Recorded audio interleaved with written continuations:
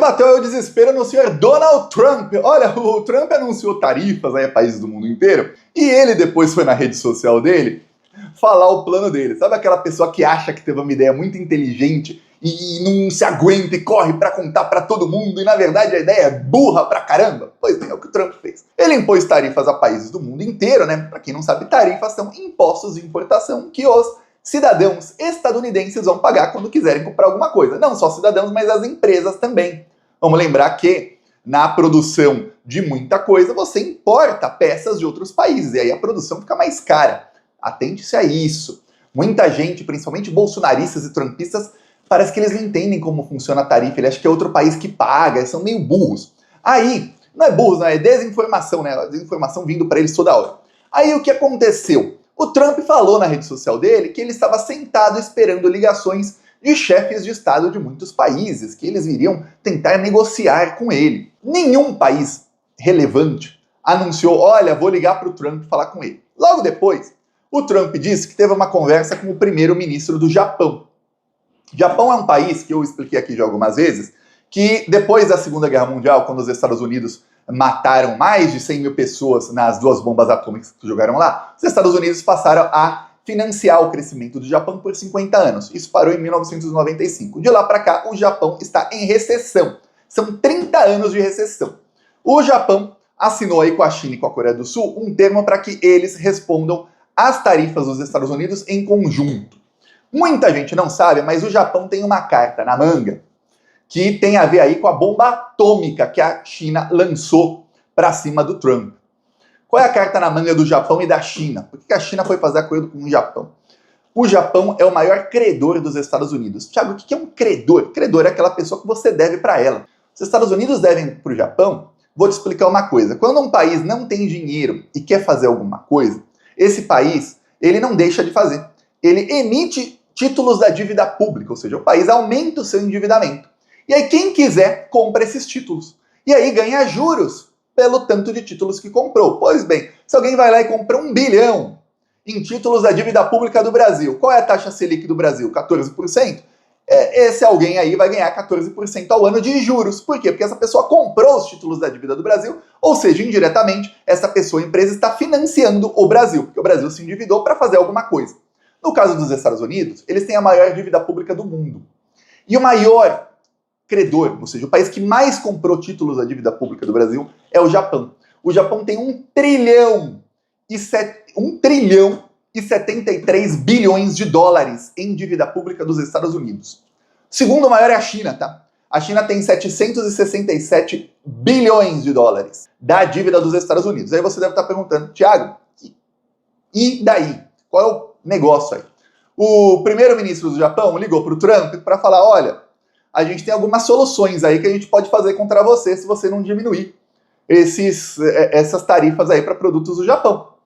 O Trump tá bravo principalmente com a indústria automotiva. Ele diz que os Estados Unidos importam carros demais e exportam carros de menos. Pois bem, ele quer que o Japão abra o seu mercado para os carros estadunidenses. O que, olha, uma ideia burra. As ruas do Japão são desse tamanho. Os carros estadunidenses nem cabem nas ruas do Japão. Abre lá o mercado para ver o que acontece. Não vai vender nada. Mas enfim, ele quer que abra. A China começou no fim do ano passado, foi em novembro, coincidência ou não, logo depois do Trump ganhar a eleição, a vender seus títulos da dívida pública americana. Sabe o que acontece se os títulos são vendidos? A China pode fazer pouco a pouco ou pode fazer de uma vez. Se esses títulos são vendidos, os Estados Unidos são obrigados a aumentar os juros.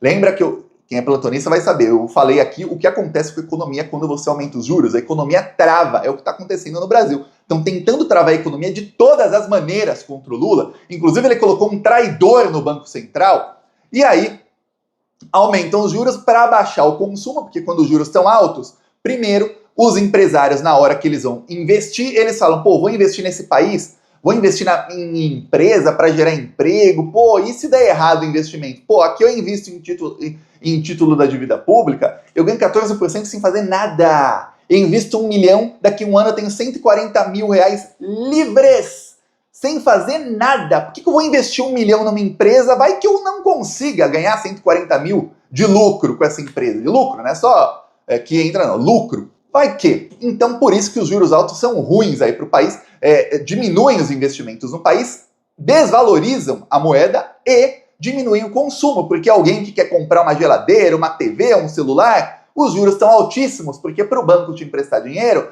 não compensa emprestar juros baixos. Para que o banco vai investir em você, achando que você vai pagar de volta, se o banco pode investir na dívida pública ganhando 14% limpo? Você talvez não pague o banco de volta, talvez você nunca pague o banco, dê um migué e consiga não pagar o banco. E daqui 5 anos limpa o seu nome. Pois bem, aí o que acontece? Se os países que têm títulos da dívida pública estadunidense começam a vender, e a China começou a fazer isso agora, e essa semana começou a fazer silenciosamente, sem anunciar ninguém. Os Estados Unidos são obrigados, tem uma conta que é feita lá pelo Banco Central de lá, eles são obrigados a aumentar os juros. E o Trump, desde que ele assumiu, ele está implorando para o Banco Central, que lá também é autônomo, para que o Banco Central de lá baixe os juros, e eles não estão baixando. Estão inclusive falando que devem aumentar os juros lá. Se a China começa a vender, eles são obrigados a aumentar e os juros tendem a ir para um valor estratosférico. Com os juros altos, vai diminuir ainda mais os investimentos de empresas nos Estados Unidos, vai diminuir ainda mais o poder de compra do estadunidense e, principalmente, vai diminuir a cotação do dólar. O dólar vai desvalorizar. Se o dólar desvaloriza, o processo de desdolarização do mundo acelera. Por quê, Thiago? Porque quase todos os países do mundo têm suas reservas cambiais em dólar. E aí, se o dólar começa a desvalorizar, os países começam a vender dólar. Começa um pânico. Imagina países que têm aí trilhões em reservas cambiais, falando, peraí, tá desvalorizando. Quer dizer, o valor das minhas reservas cambiais está desvalorizando. Eu vou comprar euro, eu vou comprar yuan chinês, vou comprar real, vou comprar qualquer outra moeda que não desvalorize frente ao dólar. Qualquer uma. E aí, o que acontece quando está todo mundo vendendo dólar para comprar outras moedas? O dólar cai mais ainda. E aí, entra naquele lá, que é uma bola de neve de desgraça para os estadunidenses. E o processo de desdolarização acelera. O Japão é muito importante nisso, porque o Japão é o maior credor aí dos Estados Unidos. Para que você saiba, os Estados Unidos têm aí, da sua dívida pública, 8 trilhões e 800 bilhões de dólares estão aí na mão de credores. E aí, o maior é o Japão, com mais de 1 trilhão, o segundo maior é a China, com 0,67 trilhão, ou 767 bilhões de dólares. A China já está diminuindo. Caiu de 900 para 760 agora, aí no começo desse ano e fim do ano passado, desde que o Trump ganhou a eleição. Quando o Trump assumiu, a China continuou no mesmo patamar e, nessa semana, já começou a se desfazer aí. Só nos últimos 10 dias foram mais de 15 bilhões de dólares que a China começou a se desfazer. Tem um problema. O único problema aí para a China, alguns falam, Thiago, caminho fácil para a China. Isso é uma bomba atômica, ele vai acabar com os Estados Unidos. É isso que vai fazer o Xi Jinping. Tem um problema para a China, para o Japão, se eles resolverem fazer isso de uma vez. Que é, vamos supor que a China venda aí 100 bilhões de títulos. O dólar desvaloriza, a China ainda tem investido nos Estados Unidos. A China tem muitos investimentos e reservas ainda em dólar. O mundo ainda está muito atrelado ao dólar. A China também perde suas reservas cambiais.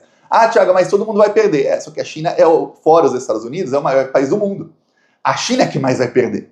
Vale a pena para o chinês perder tanto só para derrubar o outro? Aí os dois gigantes caem muito e quem vai surgir disso aí? Então, não vale tanto a pena. Então, a China vai com cautela. Eles não são loucos igual o Donald Trump. Só que o Trump ficou achando que o governo chinês ia ligar para ele. Ele ficou esperando lá na frente do telefone, assim, né? Esperando uma ligação do senhor Xi Jinping ou de alguém. Não houve ligação. Houve a China falando que ia retalhar os Estados Unidos. Ele disse no domingo à noite que ele ia retalhar a China e ia aumentar em mais 50% os impostos aí de importação de produtos chineses. Ficou lá esperando a ligação dos chineses. Não veio ligação nenhuma, passou a valer aí. Hoje, qualquer estadunidense, empresa ou não, que compre alguma coisa da China, paga 104% de imposto de importação. Pois bem, olha só o que aconteceu. A indústria aí de automóveis dos Estados Unidos, que o Trump fala que os automóveis têm que ser produzidos lá, então a gente vai parar de importar automóveis aí do Japão, da China, de outros lugares, porque tem que ser produzido aqui, empregos para os americanos, que coisa. A indústria de automóveis já avisou que tem várias fábricas, a Stellantis avisou, várias fábricas estão paralisadas. Por quê, Thiago? Várias paralisaram ontem e estão paralisadas hoje também, e a tendência é que vai entrar em colapso se isso continuar em algumas semanas, tá? Colapso total. Thiago, mas peraí, se eles não estão mais importando carros, eles vão produzir mais. Eles deviam estar lucrando mais nos Estados Unidos. A Stellantis, vamos lembrar que eles anunciaram aí investimentos de 30 bilhões no Brasil, tá? Nos Estados Unidos. A Stellantis avisou, o problema é que a gente faz os carros aqui, nos Estados Unidos, só que muitas peças são importadas, e várias delas são importadas da China. Se a gente continuar produzindo os carros nos Estados Unidos, o custo de produção dos carros vai ficar mais caro do que se a gente importar os carros. Então não vale a pena.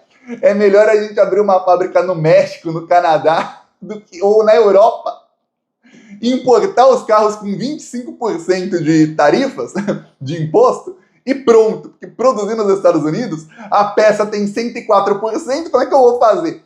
Pelo menos se a produção é no México, a peça sair da China e entrar no México sem pagar imposto, que tem acordo entre os dois países. Se importarem da Europa, do Brasil, por exemplo, a peça entra aí no país sem pagar imposto, que tem acordo entre os dois países para produção, né, para a indústria.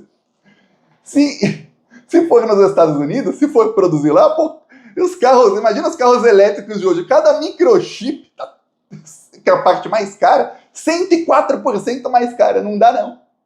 O Trump conseguiu quebrar a indústria automotiva dos Estados Unidos, aquele tiro que ele mira assim, mira, e o tiro, em vez de sair pra cá, sai pela culatra, né? Saiu aqui, pum, nele, pronto, deu ruim pro senhor Donald Trump. Espero aí a sua inscrição no canal, seguimos aqui na luta, falou!